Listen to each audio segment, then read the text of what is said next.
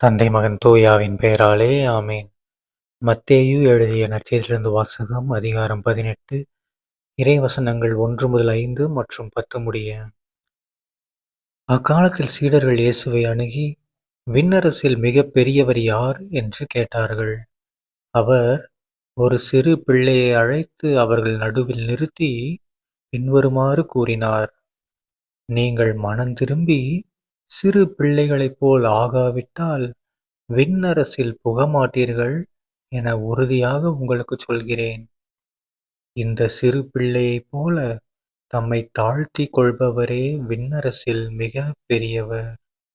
இத்தகைய சிறு பிள்ளை ஒன்றை என் பெயரால் ஏற்றுக்கொள்பவர் எவரும் என்னையே ஏற்றுக்கொள்கிறார். இச்சிறியோருள் ஒருவரையும் நீங்கள் இழிவாக கருத வேண்டாம். கவனமாயிருங்கள். இவர்களுடைய வான தூதர்கள் என் விண்ணகத் தந்தையின் திருமுன் எப்பொழுதும் இருக்கின்றார்கள் என நான் உங்களுக்குச் சொல்கிறேன். ஆண்டவரின் அருள்வாக்கு. கிறிஸ்துவே உமக்கு புகழ். அன்பான சகோதர சகோதரிகளே, இன்று பொதுக்காலம் 26ஆம் வாரம் அக்டோபர் 2ஆம் தேதி 2025ஆம் வருடம் வியாழன்கிழமை. இன்றைய நற்செய்தியில பாருங்க, நம்ம இயேசு கிறிஸ்து ஆண்டவர் என்ன சொல்றாரு? எப்படி இருந்தா விண்ணரசுல பெரியவங்களாம் இருக்குமா? சின்ன குழந்தைகள் மாதிரி மனநிலையோட இருந்தாதான் நாம விண்ணரசுக்குள்ள நுழைய முடியும். ஓகேங்களா? சின்ன குழந்தை என்ன பண்ணும்? இப்போ உண்மையை தான் பேசும், நேர்மையாக தான் நடக்கும், நிறைய அன்பு வச்சுருக்கோம். ஏழைகளுக்கு யாராவது கஷ்டப்படுறத பார்த்தா அது ஃபீல் ஆகும். ஓகேங்களா? ஸோ நாமளும் என்ன பண்ணோம்? சிறு பிள்ளைகள் போன்ற மனநிலையோடு இருந்தோம்னா கண்டிப்பாக நாம் விண்ணரசில் பெரிய ஆளாக இருப்போம். ஓகேங்களா? அது மட்டும் இல்லாமல் ஏசப்பா என்ன சொல்கிறாரு? இன்றைக்கி நாம் தூய காவல் தூதர்களை வந்து நினைவு கூர்றோம். அதனால் இந்த நற்செய்தியும் நம்ம அதுக்கேற்ற மாதிரி தான் கொண்டு வந்திருக்காங்க. ஓகேங்களா? என்ன சொல்கிறாரு? சின்ன குழந்தைங்கள எதுவும் தப்பாக நினச்சிக்காதீங்க. ஏன்னா ஜாக்கிரதையாக இருங்க, கவனமாக இருங்கன்றார் ஏசப்பா. நம்மளை பார்த்து கவனமாக இரு, குழந்தைங்களுக்கு எந்த ஒரு தீங்கும் பண்ணிடாத. ஏன்னா அவர்களுடைய வான தூதர்கள் எப்பயுமே என் தந்தையின் திருமுன், அதாவது கடவுள் முன்னாடி இருக்காங்க வான தூதர்கள். ஸோ நம்ம குழந்தைங்களுக்கு, சிறு பிள்ளைகளுக்கு, அதாவது எதுவும் அறியாதவர்களுக்கு நம்ம பாவம் செய்யும்போது என்ன நடக்கும்? தப்பு செய்யும்போது கடவுளுக்கு டைரெக்டாக லிங்க் ஆகி கடவுள் நம்மளை பயங்கரமாக தண்டிக்க வாய்ப்பு இருக்குது.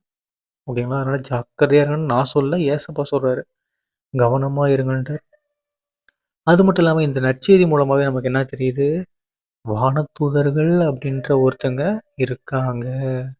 நம்ம எல்லாருக்குமே காவல் தூதர்கள் இருக்காங்க. ஒவ்வொருத்தருக்கும் காவல் தூதர்கள் இருக்காங்க அப்படிங்கிற விஷயம் நமக்கு தெரிய வருது. கரெக்டுங்களா? ஸோ இன்றைய நாளில் நம்ம தூய காவல் தூதர்கள் வந்து நினைவு கூறும்போது நம்ம எல்லாருக்குமே, இப்போ கேட்டுட்டு இருக்க உங்களுக்கும் ஒரு காவல் தூதர் இருப்பார்.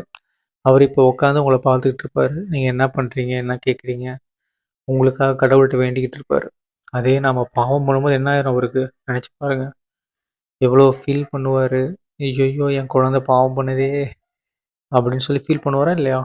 ஸோ நம்ம என்ன பண்ணணும்? அதனால் சரி, யாரும் இல்லை, தனியாக இருக்கோம், யாருக்கும் தெரியாது அப்படின்னு என்ன பண்ணக்கூடாது?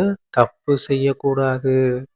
ஏன்னா காவல் தூதர், அதுவும் கடவுளின் காவல் தூதர்கள், கடவுள் கொடுத்த நமக்கு காவல் தூதர்கள், அதுவும் தூய காவல் தூதர்னு சொல்கிறோம்.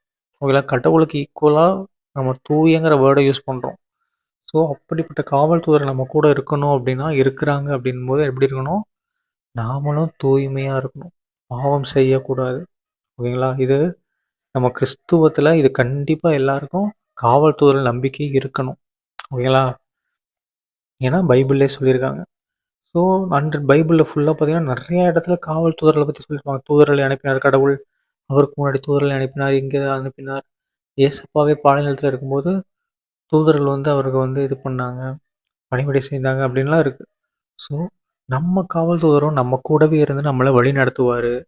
பட் நாம் எப்படி இருக்கணும்? அதுக்கேற்ற மாதிரி நாமளும் தூய்மையான உள்ளத்தோட உண்மையாக இருந்து கடவுளுக்கு அன்பு செஞ்சு இருந்தோம்னா கண்டிப்பாக அவங்க நமக்கு நல்ல வழிகாட்டுவாங்க.